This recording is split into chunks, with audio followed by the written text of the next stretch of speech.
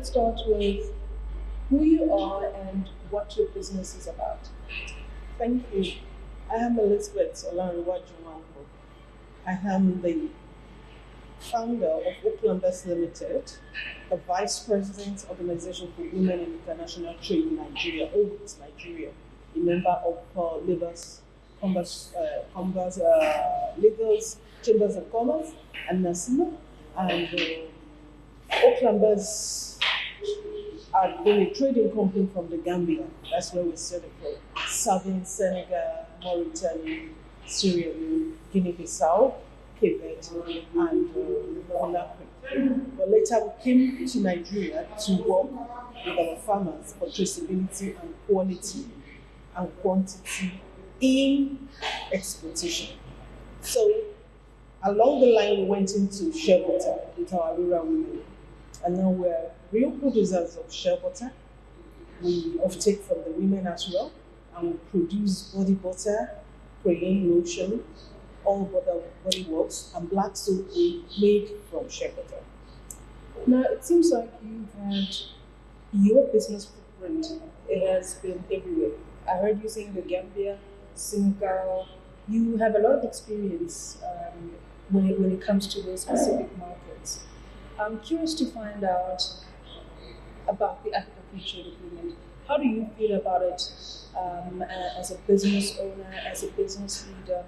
Do you feel like there are opportunities that you could possibly explore with it? Yes, there are a lot of opportunities because when the agreement is implemented, not just signed, but implemented, then all the bottlenecks at the borderline will be removed.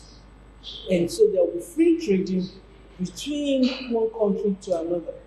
And obviously, anything that you need on the strata, because Senegambia is just like one country, and all those neighboring countries with the shipping into that place and distribute, just like what we have been doing, effortlessly, without having to cover up for the origin. The origin should not be removed. The geographical indication of any product should be there. And the originality should always be at the background of everything we do with the product. Yes. You're talking about bottlenecks. Yes. What are other bottlenecks that you think governments on the African continent should do away with in order to make it easy for small businesses to expand and to work on the continent? At the border or in trading, there should be guidelines that are straightforward, easy to disseminate, and clear and simple. This is our tariff. Tariff is tariff. As minimal as possible. We are not saying don't collect anything because there will not be sustainability for that movement as well. Okay, it's for every bit, this is what you pay. Transparency. So there will not be room for the authority at the gates to maneuver or manipulate the traders, reaping them of their profit at the end of the day. So if we can make it open and be transparent about it, whether French-speaking country or English-speaking country, all those things should be moved out. The laissez-passer before you can move from English to French country should be done away with. We are Africans, we are not French, we are not English. Yes, that's who we are. And that's what we're trying to promote, that we are Africans, we are brothers, we are sisters. Let's truly be brothers and sisters to one another. I'm not saying you should not charge, but let the charges be transparent and be straight. Thank you. So you're saying brothers and sisters, even in business, even in trade, which is a very important point that you made. We should appreciate that should be made in Africa for Africans. We should begin to learn to appreciate our own product by ourselves. I lived in Gambia and I know Gambians, they love Nigerian products, and that was what led me to it. Hey, we like your gown, we like your necklace, we like this, we like the ashoke, we like the laces from Nigeria. Fine, we'll bring it in, we sell, we talk with Senegambia clothing, which is a bazin mixed with laces. And Nigerians too, they love Senegambia wears. It's a major trade on its own, heavy. But when you get to the airport, there's so many things you go through with the customs, and before you know it, you see traders crying because they have been charged beyond necessary. Right. Now, as a business, here you are building your business and obviously selling these shea butter products, which I've also had an opportunity to taste. I'm curious to also know which market do you feel will give your business that boost that it actually needs? Which African market The is that? Southern Africa. Southern Africa and Botswana down are the people because you don't have shea butter. That's true. And the shea butter is also used in chocolate industry. At the volume they will take from me is a new volume. So I would like to trade within that line because I have the shea butter in your states ready to go out in volume, including shea oil. Excuse me. Shea butter is low density. So it's very preferred over a lot of other oils which are high density.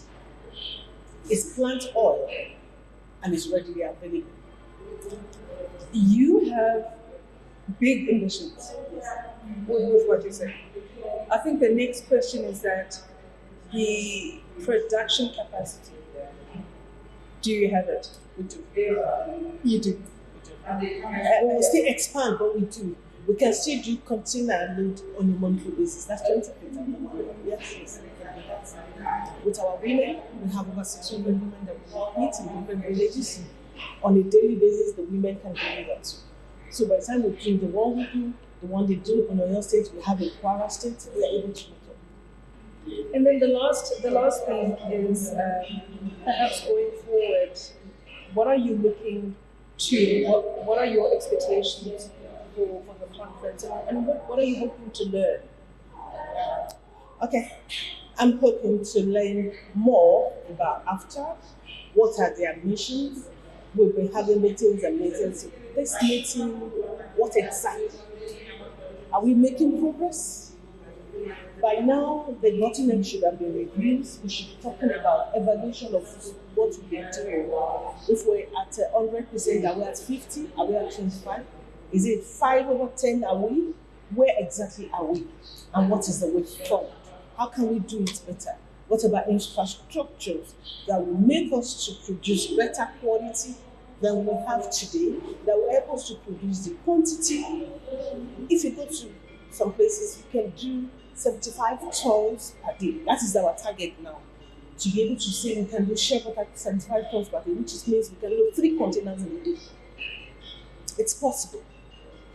Rather than for us to sit back and let Netherlands come to take the logical process in Netherlands. We're throwing away our economy in terms of employment.